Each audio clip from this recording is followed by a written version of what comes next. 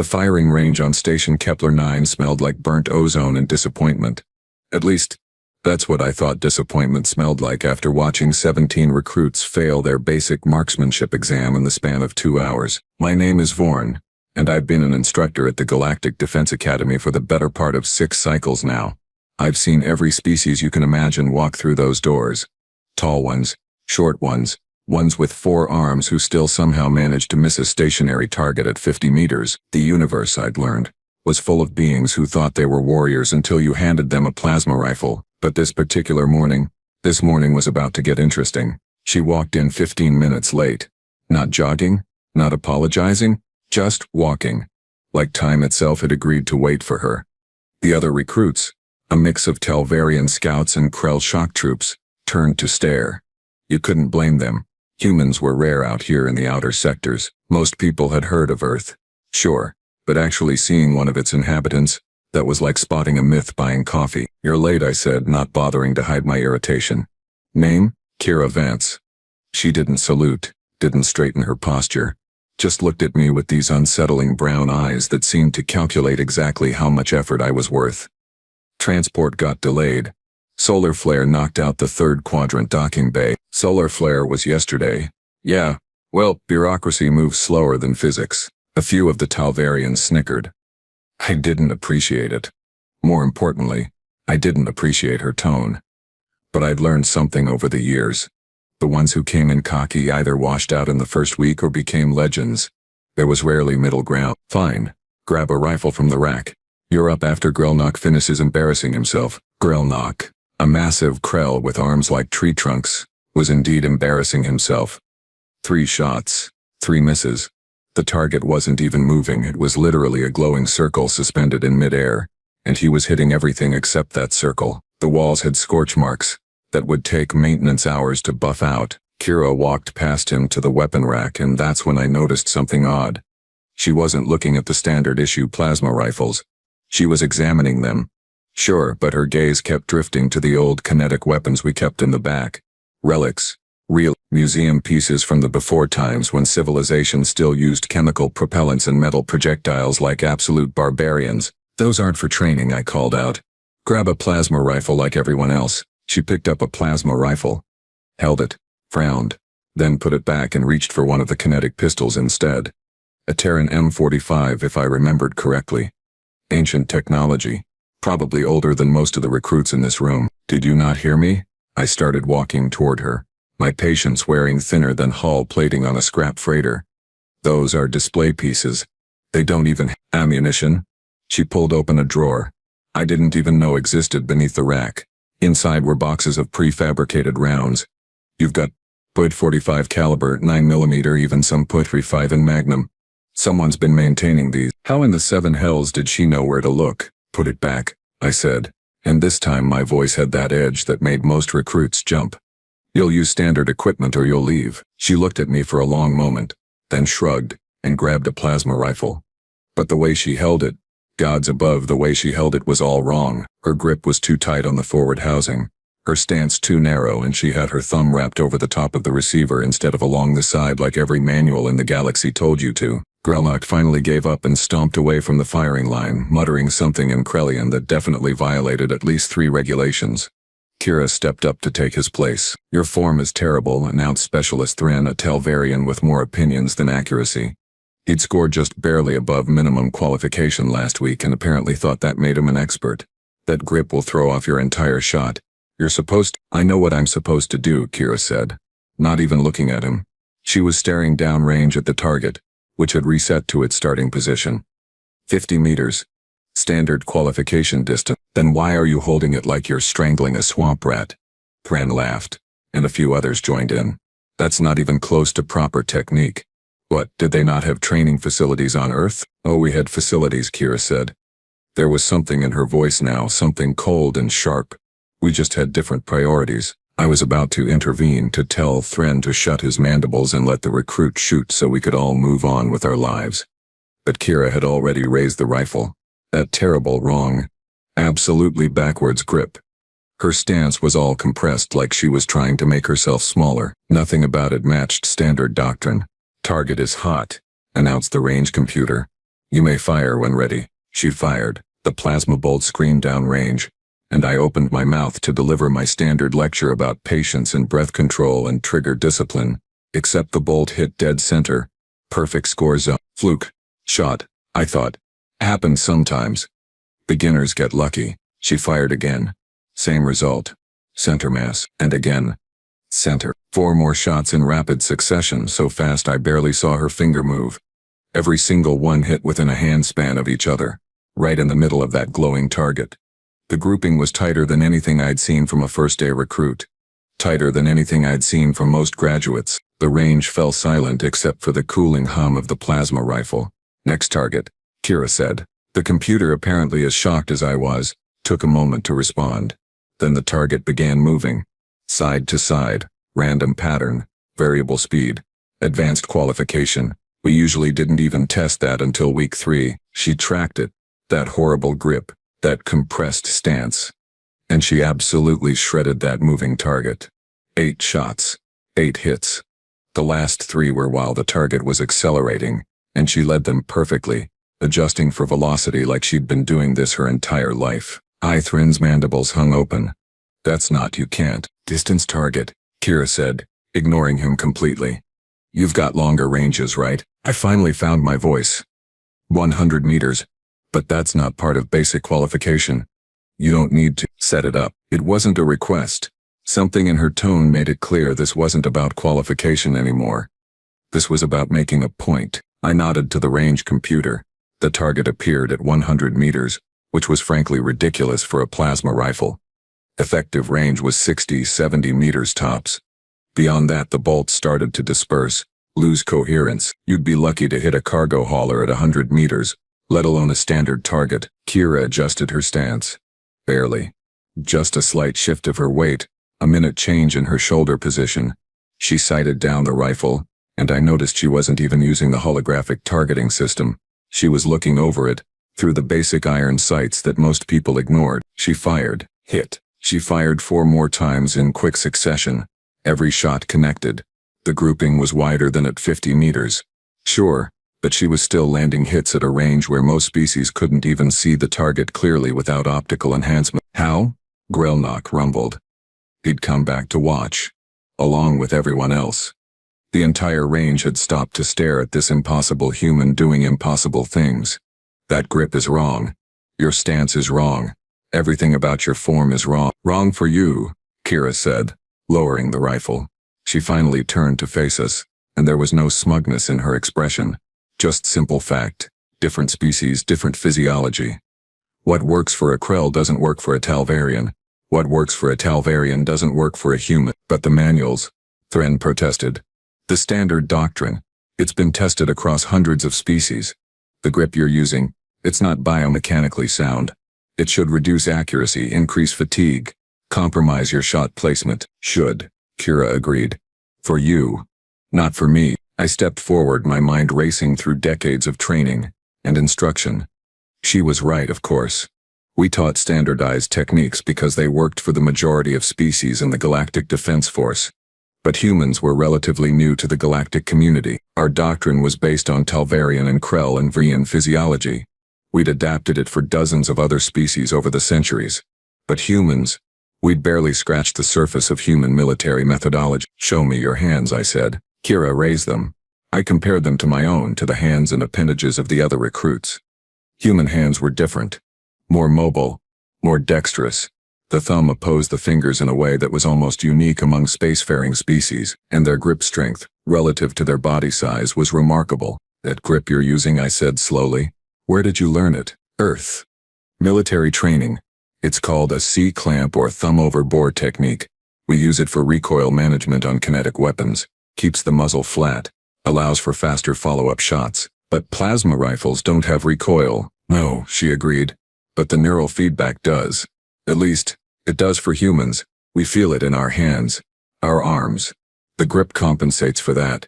Keeps us on target. I'd never heard of neural feedback from plasma weapons, but then again, I'd never fired one with human neurology. None of us had. That's why you wanted the kinetic pistol, I said, understanding dawning. You're used to weapons with actual recoil. Most human military forces still use kinetic weapons for certain applications, Kira confirmed. Plasma is great, don't get me wrong, but sometimes you need a bullet that won't dissipate in atmosphere, that doesn't need power cells, that can punch through materials that would diffuse energy weapons. Primitive, I'd always thought. Barbaric even. But watching her shoot, seeing the results she achieved with technique that violated every standard we'd taught for centuries, I was starting to reconsider. Run the course again, I said. Full qualification. Every distance, every scenario. She did. Moving targets, multiple targets, targets, obscured by cover, shoot-no-shoot discrimination drills where friendlies mixed with hostiles. She scored perfect or near perfect on every single evolution. That wrong grip, that compressed stance, and absolutely devastating accuracy. By the time she finished, word had spread. Instructors from other ranges had wandered over. Even Commander Yalrix, the station's head of training, had appeared to watch. Nobody said anything. We just stood there watching this human rewrite everything we thought we knew about marksmanship. When the final course ended, Kira saved her weapon and set it on the rack. She turned to face us, and I saw something in her expression. Not pride, exactly. More like resignation. Like she'd done this before. Proved herself in ways she shouldn't have to. Commander Yalrix approached. He was old, even by Talvarian standards. 6 decades of military service across a dozen conflicts. If anyone in this room had seen everything, it was him. He walked right up to Kira, studied her for a long moment. Then he leaned in close, his voice dropping to barely above a whisper. But the range had gone so quiet that everyone heard him anyway. Only Earthborn can shoot like that. It wasn't a question. It was a statement of fact, delivered with something that sounded almost like respect. Or maybe fear. I wasn't sure which scared me more. Kira met his gaze without flinching. Yes, sir. How many of you are there? Here in the Defense Force? Not many. Few hundred maybe across all branches and stations. And can they all shoot like you? She considered this. Some better, some worse. But yeah, most of us train to similar standards. Yalrix nodded slowly, then straightened and addressed the entire range. New protocol effective immediately. Human recruits are authorized to use alternative grip and stance techniques based on species-specific biomechanics. Furthermore, I want a full review of our kinetic weapons inventory. If humans can use them, we keep them maintained and accessible. He turned back to Kira. Report to advanced tactics training tomorrow morning. They're being accelerated through basic qualification. And I want you to document your techniques. Write them down. Record videos, whatever it takes. If there are hundreds of humans coming through this program, we need doctrine that actually works for your species. Yes, sir. Dismissed. As the crowd dispersed, Thran approached Kira hesitantly. With approach, Kira hesitantly. I apologize for mocking you. That was inappropriate. She shrugged. You didn't know. Most people don't. Humans are still new out here, but where did you learn to shoot like that? It's not just technique. There's something else. Something in the way you move. The way you anticipate the target. Kira was quiet for a moment. When she spoke, her voice carried weight that seemed at odds with her relatively young age. Earth isn't like most worlds that join the galactic community, she said. We didn't achieve peace before we reached the stars. We brought our conflicts with us. Thousands of years of warfare, of combat evolution, of weapons development. By the time we developed faster than light travel, we'd already perfected ways to kill each other at every range imaginable. Humans don't learn to shoot because it's interesting. We learn because for most of our history, not knowing how could get you killed. She picked up her gear and started toward the exit, then paused and looked back at us. You all train for war hoping you'll never see it. Humans train for war assuming it's inevitable. That's the difference. She left and I stood there in the sudden silence processing what she'd said. Around me, other instructors were murmuring, already planning how to adjust training protocols. But I was thinking about something else entirely. There were hundreds of humans scattered across the Defense Force. Hundreds of beings who'd grown up on a world that had, by all accounts, nearly destroyed itself dozens of times before finally achieving something resembling unity. Who'd learned warfare not as theory but as survival. Who'd developed techniques and doctrines through trial and error measured in blood. And now they were here, among us, in our military. Bringing with them skills and knowledge we'd never needed to develop because most species achieved peace before they achieved the stars. I thought about that grip, that terrible, Wrong. Devastating grip. About how she'd made a plasma rifle, a weapon designed by committee consensus across a dozen species, dance to a rhythm we'd never programmed into it. What else were we wrong about? What other assumptions had we built into our doctrine, our tactics, our entire way of war, simply because we'd never had to fight the way humans fought? Tomorrow, I decided, I would request a transfer to human liaison training. Someone needed to understand these Earthborn, needed to learn what they knew. Before that inevitable war Kira mentioned found us unprepared. Because if one human with a rifle could rewrite our marksmanship standards in an afternoon, what could hundreds of them do if conflict actually came? I wasn't sure I wanted to find out, but something told me sooner or later the galaxy would show us anyway. 3 weeks had passed since Kira Vance had turned my entire understanding of marksmanship doctrine into smoldering wreckage.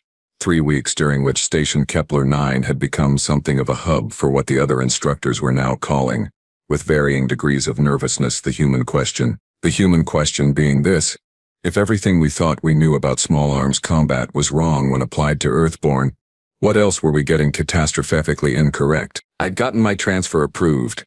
Human liaison training, they called it, though really it was more like controlled panic with a syllabus.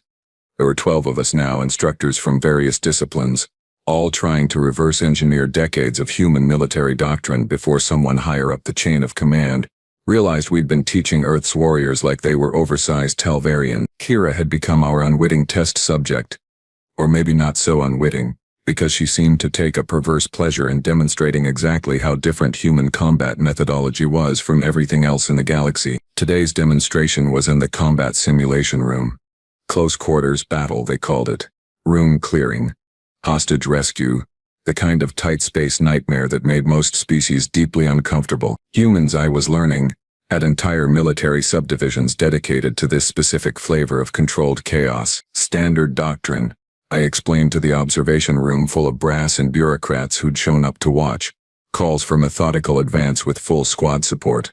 Overwhelming firepower, clear communication, established dominance through superior numbers and technology. On the screen, Kira stood alone at the entrance to the simulation maze. She'd requested to run it solo, which was against every regulation we had. KQB was a team exercise. You didn't go into confined spaces alone unless you had a death wish, or were terminally stupid. Apparently humans had a third option. Confident. She's going in alone? Commander Yalrix asked. He'd been at every demonstration since the range incident, taking notes like a first-year cadet. That violates protocol. Human protocol is different, I said, which was becoming my standard answer to everything. They have a saying, better to ask forgiveness than permission. Also something about fortune favoring the bold, though I'm not entirely sure what fortune has to do with tactical planning. The simulation began. The maze lit up with holographic walls, doorways, and targets, a mix of hostiles and civilians, moving in randomized patterns. The scenario was designed for a 4-person team with a time limit of 8 minutes for full clearance. Kira moved, and by all the gods of all the homeworlds, she moved fast. That compressed stance from the range, it made sense now. She was smaller, tighter, presenting less target area as she flowed through doorways. Her weapon was up and ready, but not extended fully like we taught. She kept it close to her body, something she called a high-ready position, which allowed her to navigate tight corners without flagging her muzzle into walls. First room, 2 hostiles, 1 civilian. She identified and engaged both targets in under 2 seconds. Double tap to center mass on each hostile. The civilian hologram didn't even have time to register threat before she'd moved past. Freeze playback, Yalrix ordered. The simulation paused. Go back. Show me that entry again. We rewound. Watched in slow motion as Kira approached the door, checked the angle, then explosively entered with her weapon tracking her eyes. She'd looked at the civilian first, identified no weapon, moved on to the threats. All of it happening faster than conscious thought. She cleared the non-combatant in 0.3 seconds, breathed tactical analyst Mervin, a Vrin who'd spent 40 years studying combat patterns. That's not possible. Threat assessment should take at least a full second, even for experienced operators. For us, I said, human reaction time is different. Faster neural processing in specific contexts, particularly threat detection. It's an evolutionary advantage from when they were both predator and prey on their homeworld. Predator and prey, Yalrix repeated slowly. At the same time, Earth had a lot of things that wanted to eat humans. Humans got very good at not being eaten. Also got good at eating things that wanted to eat them. Created a feedback loop that lasted millions of years. The simulation resumed. Kira cleared 3 more rooms in the time it would have taken a standard team to clear one. Her movement was economical, efficient, wasting no energy on anything that didn't serve the mission. She flowed like water around obstacles, her weapon an extension of her body rather than a tool she carried. Room 5 presented a problem. 4 hostiles, 2 civilians, complex geometry with multiple angles of fire. Standard doctrine said wait for backup, establish crossfire, use grenades to suppress before entry. Kira threw something into the room. For a moment I thought it was a grenade, but it was just a small metallic object, maybe a coin. It clattered against the far wall and 3 of the holographic hostiles turned toward the sound. She entered from the opposite angle, engaged all 4 targets before they could reorient. The civilians never even registered as being in danger. Distraction and exploitation, Mervyn said, mandibles clicking in what I'd learned was Vren amazement. That's not in any manual. That's pure improvisation based on enemy psychology. Actually, I corrected, pulling up a document on my datapad. It's in several human manuals. They call it battlefield deception. There are entire chapters on using enemy expectations against them. Apparently humans have been doing this since before they had written language. Before written language. Let that sink in. These beings had been developing combat tactics since before they could record them, passing knowledge down through demonstration and practice until it became instinct. Kira cleared 8 more rooms.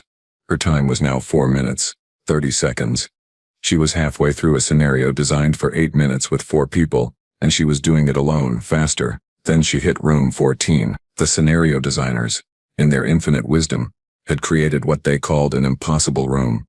6 hostiles, 3 civilians, almost no cover, multiple entrance points. The room was designed to demonstrate why you needed a full team, why solo operations were suicide. It was meant to be a teaching moment about hubris and the value of combined arms. Kira stood outside the entrance for a full 10 seconds, just standing there, thinking. The observation room grew quiet, waiting to see if she'd finally acknowledge the limitation, call for the simulation to pause, admit that some situations required backup. Instead, she did something that made Commander Yalrix actually stand up from his chair. She set down her rifle. What is she doing? Someone asked. Is she surrendering to a hologram? Kira pulled out the kinetic pistol she'd been authorized to carry, the old M45 from the range. Then she pulled out a second pistol from somewhere on her back. 2 weapons, 1 in each hand. Oh no, I said. Oh no, what? Yalrix demanded. She's going dual, I said. 2 weapons simultaneously. It's a human thing, mostly from their entertainment media, but some special forces apparently trained for it in specific circumstances. The documentation I read said it was mostly impractical because humans only have 2 eyes and can't adequately track multiple target sets while maintaining accuracy with both weapons. Then why is she doing it? On screen, Kira entered the room in a way that defied all logic. She went in low and fast, sliding on her knees across the smooth floor like it was coated in ice. Both pistols extended, firing independently at different targets. The kinetic rounds, actual physical projectiles, moved faster than plasma bolts at close range. Louder too. The simulation computer added appropriate sound effects, and the observation room filled with rapid-fire cracks that sounded like a building collapsing. 6 hostiles down in under 3 seconds. The civilians stood untouched in the center of the room, holographic faces frozen in simulated shock. Kira stood up, holstered both pistols, retrieved her rifle and continued to the next room like she hadn't just violated every law of physics and probability we held dear. The observation room sat in stunned silence. Run biometric analysis, Yalrix finally said. I want to know her heart rate, respiration, stress indicators. That should have been impossible. I need to understand if she was just lucky or if humans can actually process dual weapon target tracking. The bio readouts appeared on screen. Kira's heart rate was elevated but controlled, around 130 beats per minute. High for most species during calm conditions, but apparently normal for humans during moderate physical activity.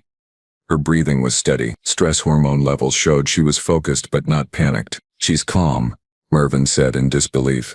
She just cleared an impossible scenario using tactics that shouldn't work, and her physiology says she's calm. Adrenaline management, I read from my notes. Humans have sophisticated endocrine response systems that evolved for persistence hunting and tribal warfare. They can maintain high-stress cognitive function for extended periods. It's part of why they're so dangerous. They don't break down under pressure the way most species do. Kira finished the simulation.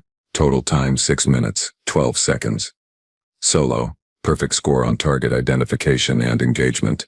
0 civilian casualties. She'd beaten a scenario designed to be impossible by nearly 2 minutes, and she'd done it alone using techniques that weren't in any galactic database. When she exited the simulation room, she found herself facing a crowd of senior officers who looked at her like she was either the solution to all their problems or the beginning of new ones.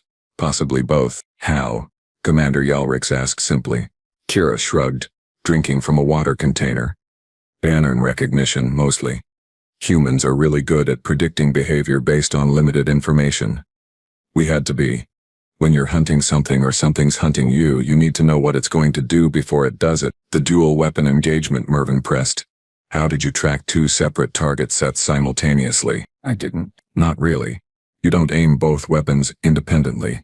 You aim one properly, usually your dominant hand, and the other one you point based on spatial awareness and peripheral vision. It's not as accurate as single weapon shooting, but at close range against multiple threats in a confined space, volume of fire matters more than precision. That seems incredibly risky. It is.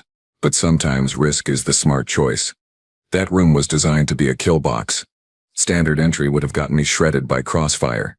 Going in fast and violent, using weapons that don't give my position away with glowing energy bolts, that was the lower risk option. Lower risk. She'd called a sliding dual pistol assault the lower risk option. We need to talk about Earth, Yalrix said, about human military history.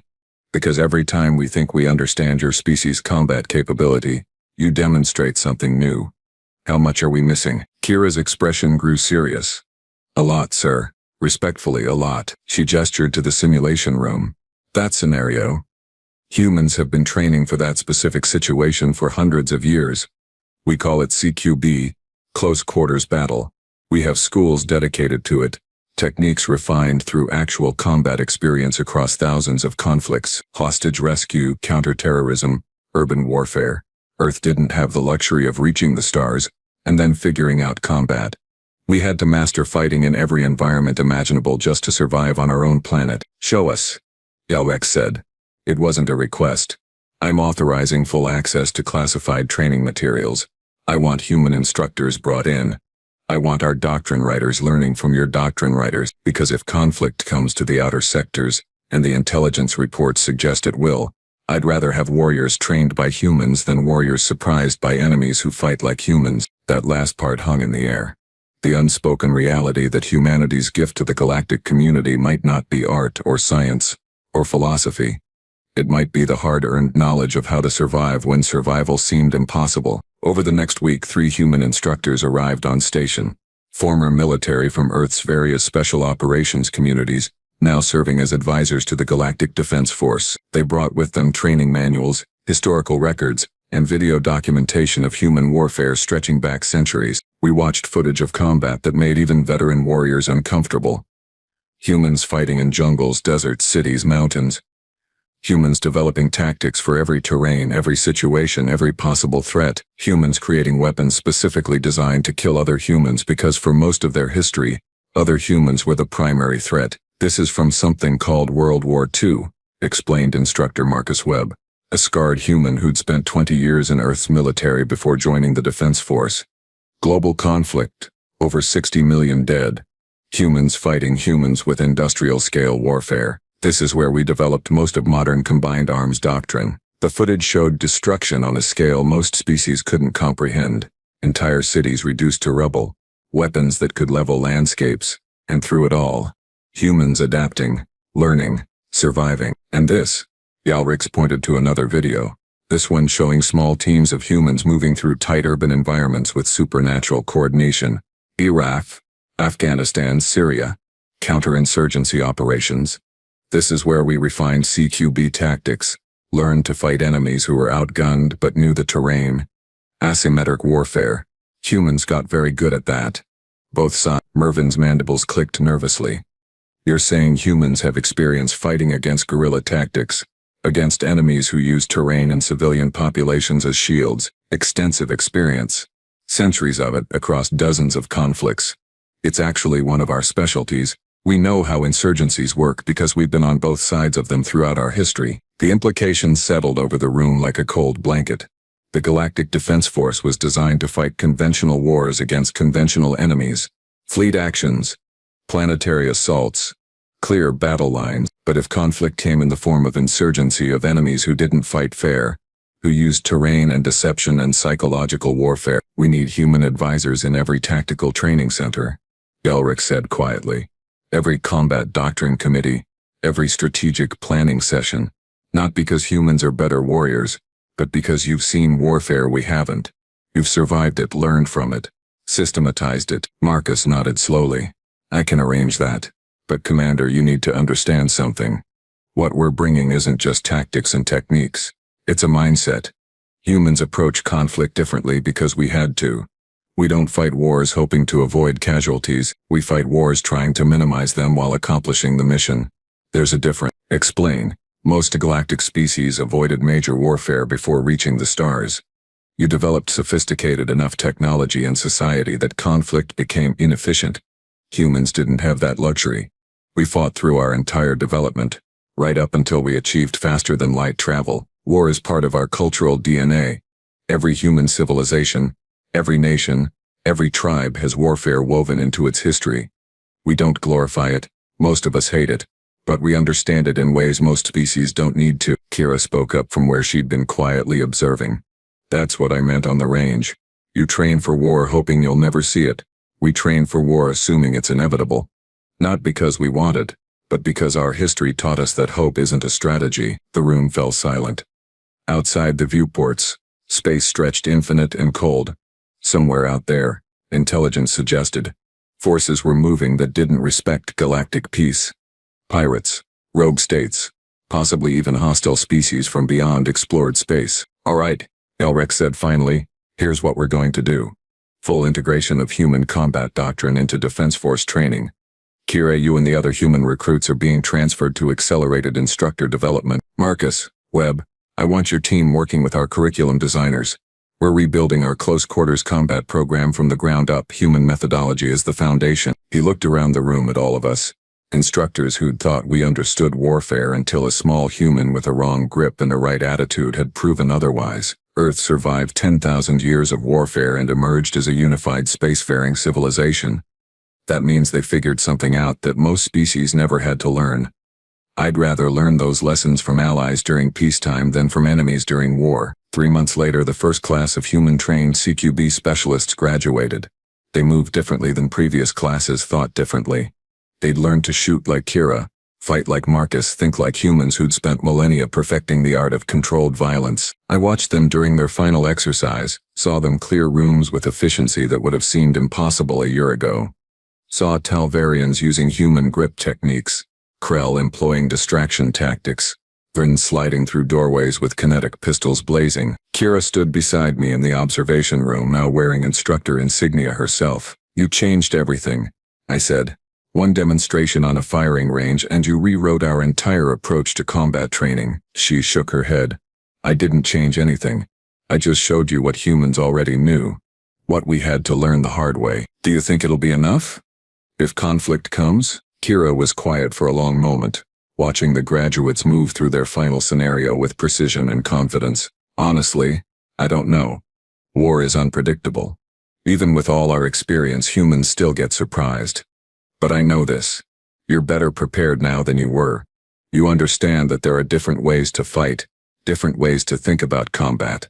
That's worth something. And if we face enemies who fight like humans, she smiled, but it wasn't a happy expression. Then you'll have humans on your side who know all the tricks. 'Cause sir, respectfully, nobody knows how to fight humans better than other humans. It's kind of our thing. The graduates finished their exercise. Perfect scores across the board. A year ago, half of them would have failed. Now they moved like they'd been born to this. Like the techniques were natural instead of learned. Outside the station, space remained peaceful. But peace, I'd learned from humans, was just the period between conflicts. What mattered was how you used that time.